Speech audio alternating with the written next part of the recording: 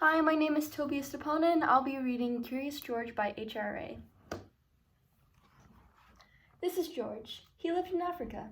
He was a good little monkey and always very curious. One day, George saw a man. He had a large yellow straw hat. The man saw George too.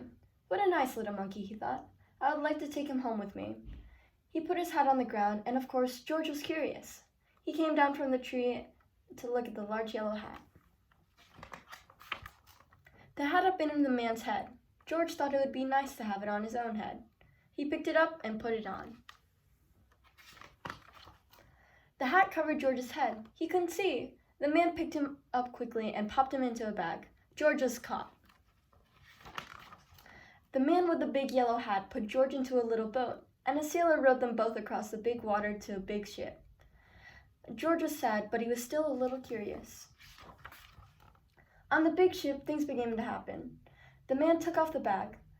George sat on the stool, and the man said, "George, I'm going to take you to a big zoo and a big city. You'll like it there. Now run along and play, but don't get into trouble." George promised to be good, but it is easy for little monkeys to forget. On the deck, he found some seagulls. He wondered how they could fly. He was curious. Finally, he had to try. It looked easy, but... oh, what happened? First this, and then this. "Where's George?" The sailors looked and looked. At last they saw him, struggling in the water and almost all tired out. "Man overboard!" the sailors cried. As they threw him a lifebelt, George caught it and held on. At last he was safe on board. After that, George was more careful to be a good monkey, until at last the long trip was over. George said goodbye to the kind sailors, and he and the man with the yellow hat walked off the ship onto the shore and on into the city to the man's house. After a good meal and a good pipe, George felt very tired. He crawled into bed and fell asleep at once.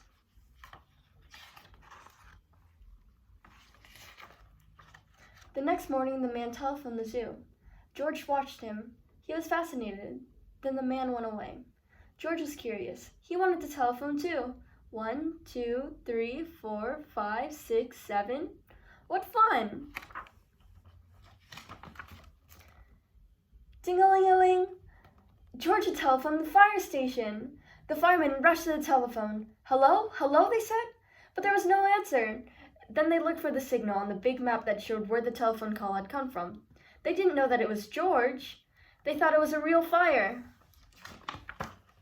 "Hurry, hurry, hurry!" The firemen jumped on the fire engine and onto the hook and ladders. "Ding dong, ding dong, everyone out of the way! Hurry, hurry, hurry!" The firemen rushed into the house. They opened the door. No fire? Only a naughty little monkey.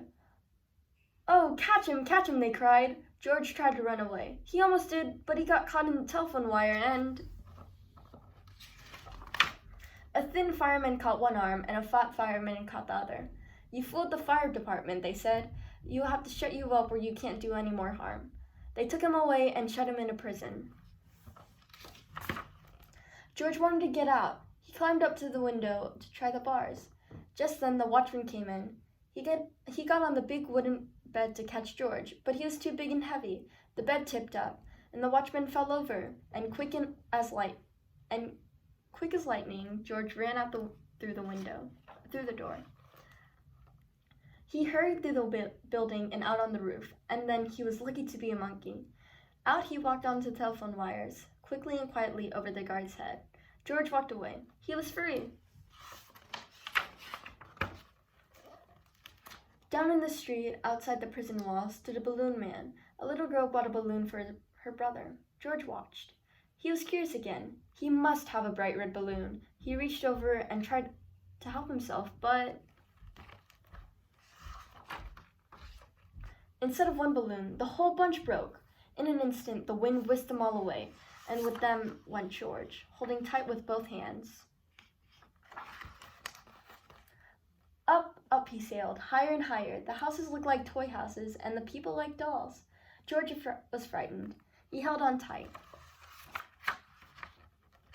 At first the wind blew in great gusts, then quieted. Finally it stopped blowing altogether. George was very tired. Down, down he went, bump, onto the top of a traffic light. Everyone was surprised. The traffic got all mixed up. George didn't know what to do, and then he heard someone call, "George!" He looked down and saw his friend, the man with the big yellow hat. George was very happy. The man was happy too. George slid down the post, and the man with the big yellow hat put him under his arm. Then he paid the balloon man for all the balloons, and then George and the man climbed into the car, and at last away they went. To the zoo! What a nice place for George to live. Okay. Goodbye.